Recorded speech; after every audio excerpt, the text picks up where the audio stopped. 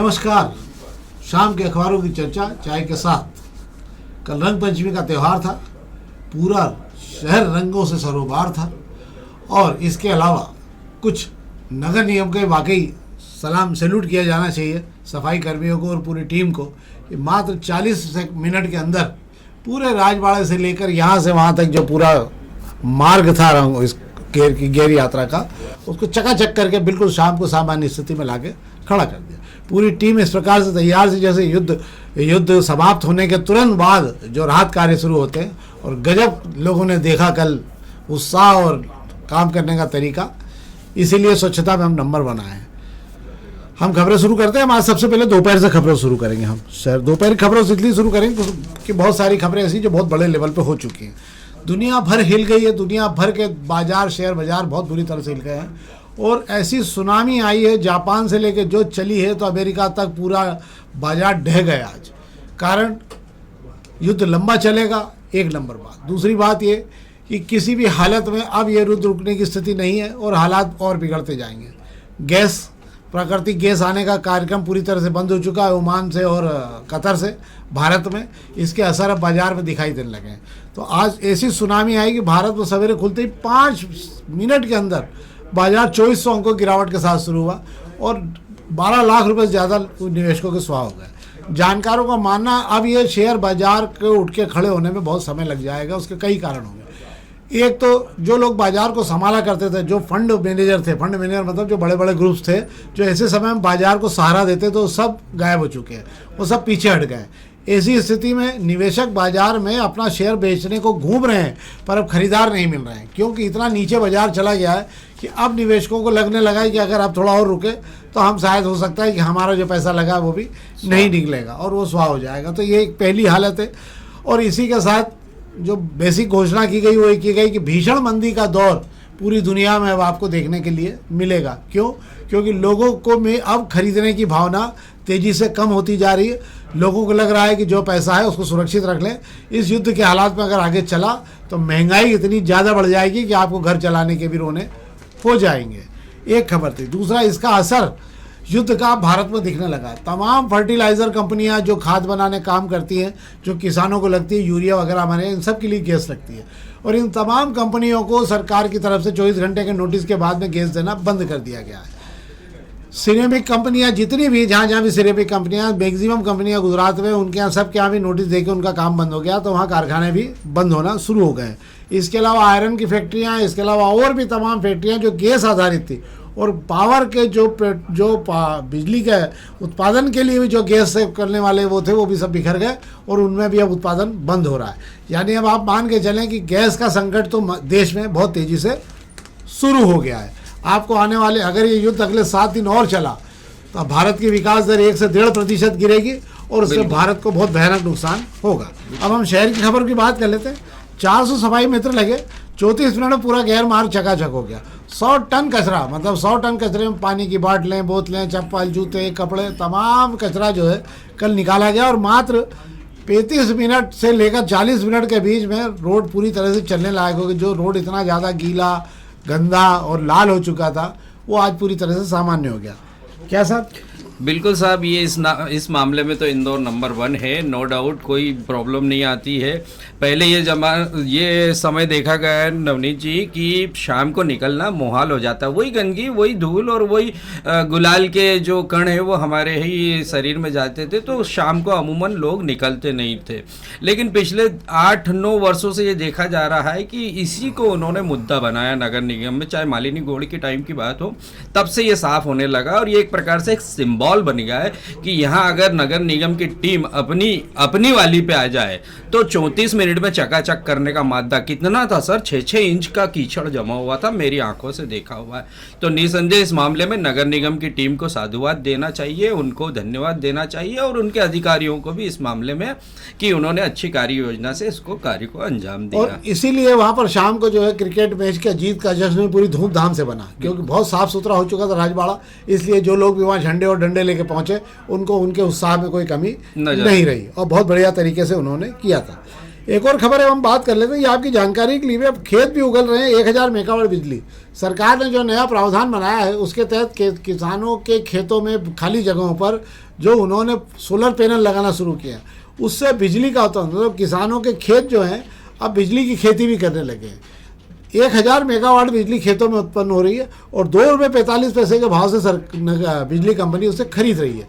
बहुत तेज़ी से किसानों का उत्साह और रुझान इसमें बढ़ रहा है। मुझे लगता है हो सकता है आने वाले समय में किसानों को जो जितना वो बिजली का बिल देते हैं उससे कहीं ज़्यादा वो शायद बिजली की खेती करके कमा भी लेंगे। क्या साहब? बिल्कुल साहब है, लेकिन मैं इस मामले में नवनीत जी एक जानकारी देना चाहूँगा कि मध्य प्रदेश सरकार ने या मध्य प्रदेश की तीनों कंपनियों ने, विद्युत विभाग वाली, इन्होंने इस प्रोजेक्ट को लेट लिया है। वहाँ यूपी में मैं देख रहा हूँ पिछले 10-15 सालों से लोगों ने अपने घरों में ऊपर एक एक खंबा लगा के 4 प्लेट की सोलर पैनल से और अपना काम वो करते, चूँकि यूपी में उस समय में काफ़ी बिजली की समस्या थी, अब नहीं है। तो मध्य प्रदेश में भी काफ़ी भूमि खाली है, खेत खलियान खाली हैं। निसंदेह अगर ये खेती में के साथ साथ अगर बिजली की खेती भी होती रहेगी तो इसका फ़ायदा हमें मिलना ही है, क्योंकि एलपीजी और गैस और इन पर हमारी निर्भरता कम होती जाएगी। हम 80% डिपेंड है एनर्जी के मामले में, विश्व में दूसरे लोगों से लेना पड़ता है। हालांकि एक प्रश्न मेरा यहाँ पर मूल उठता है कि जब हमें बिजली दी जाती है तो 6 रुपये के लगभग दी जाती है, जब आप हमसे बिजली ले रहे हैं तो ₹2.45 ले रहे हैं। ये बहुत नाइंसाफी है, इससे कुछ बढ़ाना चाहिए। सही बात है, ये भी होना चाहिए। कुछ भी हो, बिजली उत्पादन हो के आपको मिल तो रही। आपको आवाज़ बदली हुई लग रही है, चेहरा बदला हुआ लग रहा होगा। तो आज हमारे साथ में शेखर जी नहीं हैं, आज मनोज दादिज जी, ये शिक्षाविद भी हैं और वरिष्ठ पत्रकार भी हैं। ये तो आज इनको विशेष रूप से बुलाया था कि आज रंग पंचमी है, किसी की नहीं उतरी हो, किसी को चढ़ी हुई हो तो ना आया हो तो कम से कम आप तो आ ही जाना। तो आज आपको अगली आवाज़ सारी की सारी जो है आपको मनोज जी की सुनाई पड़ेगी। अब हम अग्निबाण खबरों की बात कर ले रहे हैं। अग्निबाण खबरों में एक दो खबरें अच्छी जिसमें बात होना चाहिए। एक तो इंदौर उज्जैन ग्रीनफील्ड को लेकर जो है, कॉरिडोर को लेकर काम चालू होने की तैयारियां लगभग हो गई है। उसमें 2-3 चीज़ें हुई है। एक तो ये कि किसानों को भरोसा दिलाया कि और उचित मुआवजा मिलेगा, और सबसे बड़ी बात है कि इंदौर के हिस्से का अवार्ड पारित हो गया। इससे बहुत तेज़ी से चालू होगा और 45 मिनट का अंतर आएगा कम से कम इंदौर से उज्जैन जाने के बीच में।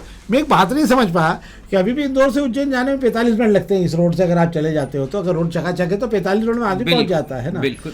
तो ये 45 मिनट बचेंगे तो क्या चाहती, मतलब शुरू होते ही अपन पहुंच जाएंगे? कैसे टाइम लगेगा? क्या है ये बात? नहीं, यही बात है। एक्चुअली में क्या है कि अरविंदो तक जाने में हमें समय लगता है, और ये ग्रीनफील्ड कॉरिडोर जो है हमारे मुख्यमंत्री जी का एक सपना था, जिसे साकार करने में माननीय तुलसी सिलावट जी ने काफ़ी मेहनत करी। इस पर पहले तो किसानों ने खूब आंदोलन किया कि हमारी ज़मीन आ रही है, लेकिन अंततः गत्वा ऐसा लगा कि आखिरी में अभी पिछले हफ्ते की किसानों ने दोनों का स्वागत कर दिया, मोहन जी का भी स्वागत कर दिया, तुलसी भैया का भी स्वागत कर दिया। कहीं ना कहीं ये किसानों के हित की बात नज़र आ रही, क्योंकि अच्छा मुआवजा मिला है इसमें। और रही समय की बात, तो इंदौर उज्जैन के बीच में समय केवल ट्रैफिक के कारण लगता है। तो अगर 4 रोड हो जाएगी तो स्वाभाविक है कि तेज़ी से आदमी उज्जैन चले जाएगा, क्योंकि दर्शनीय स्थल है और इंदौर ऐसी जगह है, डेस्टिनेशन, जहाँ से ही उज्जैन के लिए काफ़ी लोग आते जाते हैं। तो इसका फ़ायदा आम जनता को भी, पर्यटकों को भी मिलेगा। मुझे लगता है एक और रोड जो है छिपरा से जो उज्जैन जा रहा है, अगर उसको भी पूरा कर दिया जाए तो 3 रोड उज्जैन जाने के लिए मिलेंगे। कहीं से भी जाओ आप, उज्जैन जाने का रास्ता आपको लगातार लगाए मिलेगा। मुझे लगता है ये बहुत बढ़िया हो जाएगा। इससे डेवलपमेंट के काम इंदौर उज्जैन दोनों के लिए बहुत बेहतर तरीके से हो पाएंगे। एक और खबर है अग्निबाण की, जिस पर हम बात कर लें। 14 मार्च को बहुत बड़ी लोक अदालत लगाई जा रही है इस बार, और इस लोक अदालत पर ही पूरा दारोमदार है विभागों के बजट का। मतलब जो बजट पीछे चल रहे हैं, जिनके लक्ष्य पूरे नहीं हुए हैं, वो सारी ताकत इस समय, क्योंकि हर नगर निगम का कोशिश है कि 100 करोड़ रुपए के लगभग हम इससे समेट लें। हालांकि उनको 700 करोड़ ठेकेदारों को देना है, तो ऊँट के मुंह में जीरे जैसी हालत होगी। मैंने कहा जीरा भी नहीं लगेगा, ऊँट के मुंह में क्या लगेगा राम जाने। पर 100 करोड़ भी आ गए तो बहुत है। बिजली कंपनी ने भी अपना टारगेट बना के सैकड़ों की तादाद में नोटिस बांटना शुरू कर दिए हैं। इधर RTO भी अपने वसूली में लग गए हैं, कलेक्टेड भी लग गया है, अपना जितना ज़मीनों का बकाया है जहाँ जहाँ भी उसकी वसूली को लेकर लग गया है। जिन लोगों ने लैंड डाइवर्शन नहीं करा उन सबको लेकर बड़े अभियान, 2000 करोड़ का टारगेट है। हाँ, तो वो सब सारे मिला मुलू का सबको लग रहा है कि इस बार इंदौर से सारा पैसा वसूल हो जाए और धन धान्य से परिपूर्ण सरकार वापस अपने काम करने की स्थिति में आ जाए। बिल्कुल तो 14 मार्च को जो लोक अदालत लगेगी उसमें माना जा रहा है कि इस बार पूरी तैयारी की गई। आवासीय संपत्ति खोज के निर्देश भी दिए, तमाम जगह व्यावसायिक रूप से इस्तेमाल हो रही आवासीय संपत्तियों खोज के निर्देश दिए। मतलब सब जगह पे कुल मिला के वसूली का बहुत बड़ा अभियान चल रहा है। आप अगर निशाने पे नहीं आए हो तो किस्मत वाले हो, अगर आ जाओ तो कोशिश करो कि अपना भर भरा के बाहर हो जाओ। क्या साहब? बिल्कुल सही कह रहे हैं आप। और इस पे काफ़ी कुछ डिपेंड करता है क्योंकि ये वित्तीय वर्ष का अंतिम लोक अदालत है।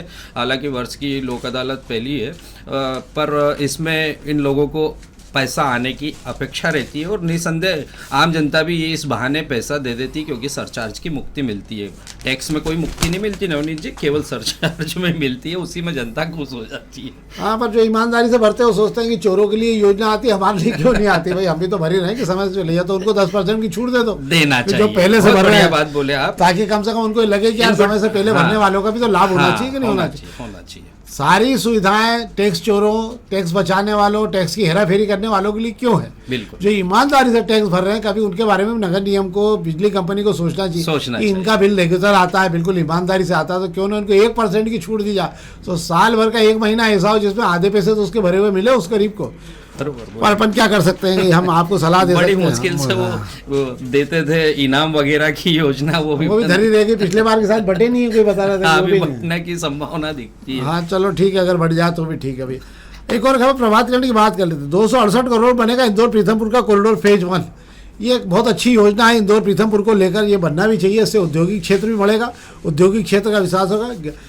और ये 1480 किलोमीटर लंबी और 75 मीटर, 1480 किलोमीटर लंबी, नहीं 14.18 हाँ यार बिंदी लगाना भूल गया लगता है। चलो 14 किलोमीटर की रोड है ये, 75 मीटर चौड़ी और 75 मीटर चौड़ी। इसके दोनों तरफ औद्योगिक क्षेत्र भी बनेंगे, नया औद्योगिक क्षेत्र भी विकसित हो जाएगा इससे। और एक नया रोड बहुत सुंदर तरीके से पीथमपुर को मिलेगा। मुझे लगता है ये भी 40-45 मिनट पूरा हो जाएगा जाने के लिए रास्ता। बिल्कुल बिल्कुल। मतलब आप कहीं पे भी जाना हो इंदौर से 45 मिनट जा सकते हो। वो अलग बात है कि इंदौर में आप घंटों जाम में फंसे रहो, वो अलग बात है। पर उसके बाद जैसे ही जाम खत्म होगा, आपको 45 मिनट पे कहीं भी पहुंचने के लिए दौड़ लगा सकते हो। चाहे उज्जैन हो चाहे पीथमपुर। और पीथमपुर में कि ये रोड निकालने से काफ़ी कुछ फ़ायदा होगा क्योंकि पीथमपुर का जो SEZ है उसको एयर कार्गो की जो समस्या आती है वो भी दूर हो जाएगी। हालांकि ये सुपर कॉरिडोर का कुछ हिस्सा उनके काम आ रहा है। आइंदा भविष्य में अगर ये निकल रहा है रोड तो उससे बहुत कुछ पीथमपुर वाले औद्योगिक घरानों को लाभ होगा। ये अच्छी खबर थी, हमको लगा आपकी जानकारी तक आना चाहिए क्योंकि आज मैक्सिमम अखबारों में खबरें जो है वो कल के रंग पंचमी के त्यौहार को लेकर जो यहाँ पे आयोजन हुआ और उसको लेकर नगर निगम की तैयारियों, नगर निगम से सारे अखबार उसी से लगभग भरे पड़े। हर अखबार से 1-1, 2-2 खबर लेके आपको लगा कि जो जरूरी खबरें वो आपको डाल दें और आपको बता दें। एक और खबर इस समय बात कर ले रहे हैं, ये भी महत्वपूर्ण खबर है कि सिंहस्थ बड़ा ढिंडोरा पीटा गया था कि इंदौर रेलवे स्टेशन का जो 8 मंजिला का रेलवे स्टेशन दिखाया गया, तो आपको याद होगा शायद कहाँ से चोरी करके लाए थे, किसी दूसरे अफ्रीका के किसी देश से चुरा के लाए थे उस डिजाइन को। मतलब बताइए, आपकी पूरी डिजाइन चोरी करके लाए और उसको ऐसी कैसी उतार दिया। और इसके अंदर हालत ये है कि यहाँ पे जो स्टेशन बन रहा है उसके अंदर माल गोदाम बनाया ही नहीं है, भूल गए माल गोदाम बनाना। और प्लेटफार्म भी 4 ही रहेंगे उसके अंदर। तो जब हमारे यहाँ दुनिया भर के इंजीनियर इस शहर में मौजूद हैं तो मुझे ये समझ में नहीं आया कि इतना जब करोड़ों रुपए आप खर्च कर रहे हो उस स्टेशन पे, तो कम से कम इतनी अकल और लगा लेते सांसद महोदय कि अगर 4 इंजीनियर को बिठाल के तरीके से डिज़ाइन बनवा लेते तो अच्छा होता। क्या मालूम कहाँ का स्टेशन देख के आएगा और यहाँ काम शुरू करने की तैयारी करनी। अरे वो खुद भी तो इंजीनियर है साहब। तो वो टेक्सटाइल इंजीनियर, कपड़े का इंजीनियर होना और सिविल के इंजीनियर होने में फर्क होता है। तो एक तो सिंहस्थ के पहले ये रेलवे स्टेशन तैयार होने की संभावना बहुत कम दिखती है। सिंहस्थ तक भी कुछ थोड़ा बहुत बन जाए तो पर ये एक बहुत बड़ी मुसीबत मुझे लगता है सिंहस्थ तक बनेगा, क्योंकि अगर ये तैयार नहीं होगा तो तमाम ट्रेनों की अफरा तफरी के लिए फिर आपको लक्ष्मीबाई नगर रेलवे स्टेशन का ही सारा उपयोग करना पड़ेगा, सारा लोड वहीं पे आएगा। हालांकि नवनीत जी इसमें लक्ष्मीबाई नगर रेलवे स्टेशन को इन्होंने बहुत तेजी से तैयार कर लिया है। वो शायद इसीलिए करा कि डाइवर्सन वहीं से कर लिया जाएगा और इधर का काम तेजी से करने का प्रयास तेजी से करने के चक्कर में भी अभी साल भर हो गया, काम की शुरुआत नहीं हुई, केवल अभी बेसमेंट पे काम चल रहा है। जरा सा गड्ढा खुदा है साहब वो माल उधर की तरफ में, माल गोडाउन की तरफ में। तो बड़ी बिल्डिंग, पूरी बड़ी बिल्डिंग का रेनोवेशन वो कैसे टूटेगी, कैसे बनेगा, मतलब एक यक्ष प्रश्न जैसा तो दिख रहा है कि आने वाले दो साल में कैसे तैयार होगा। ये प्रश्न वाजिब है अखबार के अनुसार भी। आप समझ लीजिए कि बहुत सारे हमारे यहाँ शहर की योजनाएं ऐसी है जो पिछले सियासत से शुरू हुई थी और अगले सियासत में पूरी हो रही है। आप MR12 को देख सकते हैं, ये पिछले सियासत में रोड बन के पूरा हो जाना था और उसके उज्जैन रोड चालू हो जाना था। तो इस बीच में मेट्रो आ गई ना साहब। हाँ, तो इस बीच में मेट्रो का तो ठीक है, पर वो अभी यार रोड अभी पूरा नहीं हुआ। बताया जा रहा है कि इस सियासत में उसको पूरा कर लेंगे। तो चिंता मत करिए आप, ये सियासत में अगर रेलवे स्टेशन नहीं मिल पाया आपको तो अगले सियासत में तो मिल ही जाएगा। आप ये दिमाग बना के रखिए। तो ये वो खबरें हैं महत्वपूर्ण जो हमने आपको बताई, जिस खबरों के बारे में हमें आपको जानकारी दी। बाकी सब सामान्य खबरें थी। हमारा आपसे आग्रह है, कृपा करके आप अधिक से अधिक इस कार्यक्रम को लाइक करिए और अपने मित्रों तक लिंक जरूर ट्रांसफ़र करिए ताकि और भी लोग इसे देखकर इसका लाभ ले सकें। बहुत बहुत धन्यवाद।